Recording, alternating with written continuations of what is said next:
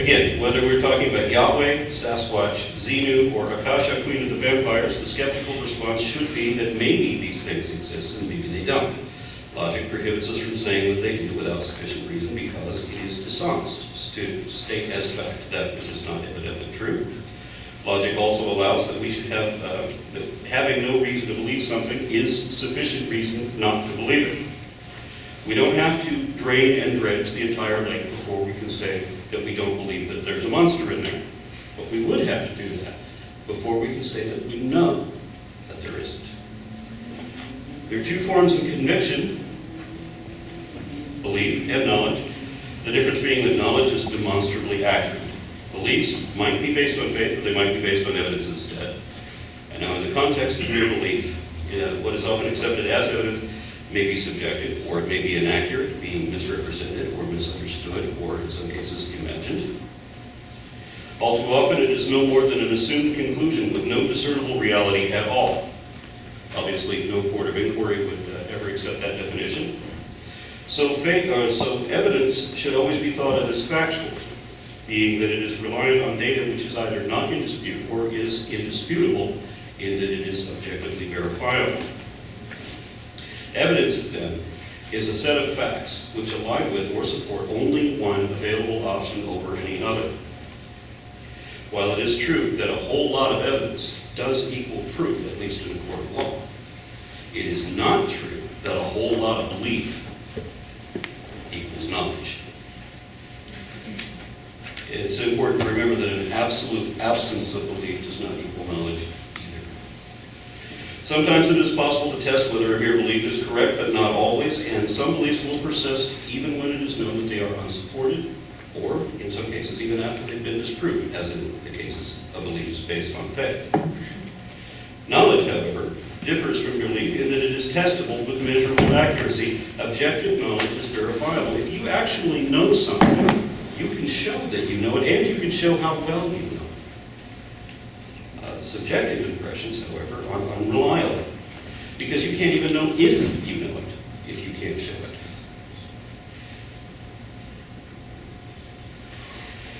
I know as well as anyone how easy it is to fool yourself into perceiving things that aren't really there.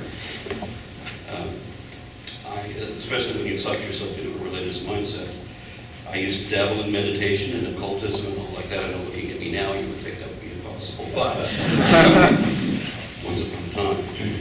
And at some point I realized that what I was doing through the use of changes in ambiance and ritual and other factors was I was actually manipulating the minds of those who were susceptible to suggestion. And in short order, I figured out that I was also inspiring my own delusions.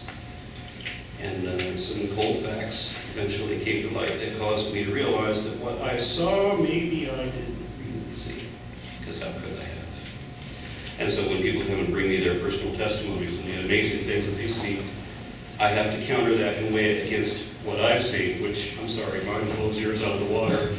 I had a shared experience with lots of other people seeing and believing and doing the same exact things, and every one of them is a rationalist now. No one believes that even happened. They were all eyewitnesses. Sorry, I need better.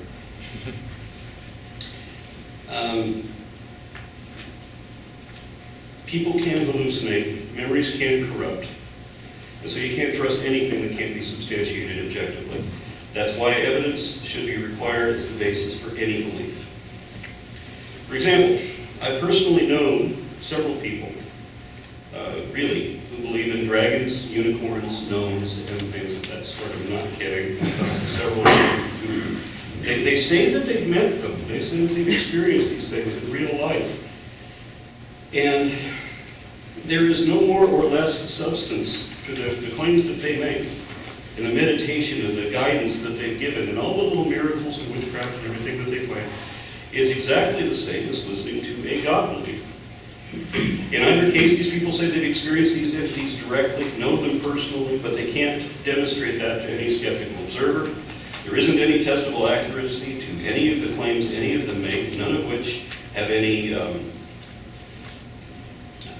logical consistency or evidentiary support. And what we can show to be true about the real world constantly contradicts each of their claims.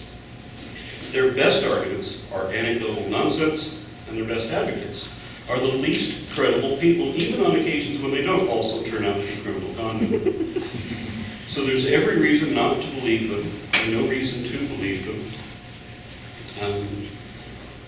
And if we can be confidently certain that there are no invisible leprechauns residing in some imperceptible half-plane of existence away from the realm in which we dwell, if we can be sure that they do not exist, because that's the excuse that they give for why we need psychic powers to see them. Okay, well, if we can say with any confidence that they do not exist, then we can also say that God does not exist, and for the same reason. But we still can't say that we know that there is no God. Of course, God has a lot better excuses for why no one can find him. My favorite is that God exists outside of our reality, which means, of course, that he's not a part of this reality. So even if he does exist in another one, he's still not real in this one. And another excuse is that maybe reality itself isn't real, as if the only way to justify God is to remove justification for everything else.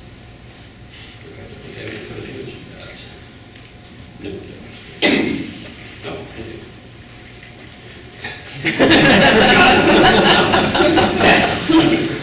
Okay, but even if we were non-player characters in a video game, as they said in war games, in a computer-enhanced hallucination, there would still be rules imposed by those conditions, and it would still be possible to know them. And the methods would be the same. The scientific method would still apply in any reality because it's analogous. Whoops.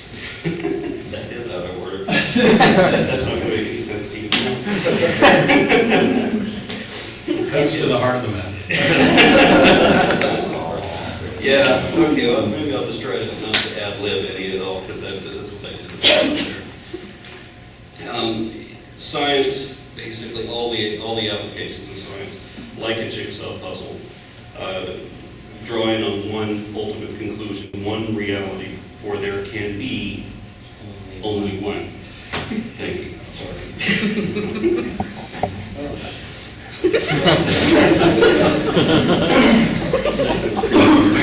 Religion works completely opposite because it is a presupposition, apparently made up out of nothing, yet declared sacred and unquestionable, and then is asserted as absolute and infallible. So ironically, it will almost certainly be wrong at the onset, and will likely shard into several different branches that are each even wronger. And by the way, I have heard the word wronger used a number of times, always by educated professionals, and always describing religious beliefs. That appears to be the only time when this word is applicable. Now, as I mentioned, those here, that's what I did. Okay, I'll just stick to that. Okay, conversely, let's see. I apologize. Something's going out of order, because it threw me out of whack. Okay, yeah. As I said, religion diverges every which way, as you would expect in any case where the blind leads the blind down personal paths of speculation, leading to hundreds or thousands of individual impressions. There's no way to tell who's got the truth, and yet they all say they do. And in the image just prior to this one, I was supposed to comment that no matter how many believers you have for different religious faiths, when they all declare that they have the absolute truth. Oh, I know the absolute truth. You don't know, but I know. I've heard that from so many different people of completely different religions. George Harrison said that he personally knows Krishna. Krishna was the one who created it. Well, I would love to see a conversation between George Harrison and Ray Cook. Wouldn't that be great? Well, God told me. No, God told me. Love to see that kind of war of the revelations. And no way to test any of it. However many devotees of different beliefs there are, they all say that theirs is the absolute truth, despite the fact that it disagrees with everybody else's claims of divine revelation. Then, obviously, mathematically, only one of them, at most, can be right, and the probability is that they're all wrong. Everyone is wrong about something somewhere. If you're right, you're still wrong to a degree. People can neither comprehend nor claim absolute truth. And if you can't concede that your belief may be wrong, then that should be your first clue that it already is, because you can't correct errors if you won't admit that they could even exist. For example, I interviewed several people in different places and times who all believed in astral projection. Please be the right slide. Nope, I'm going to stop this.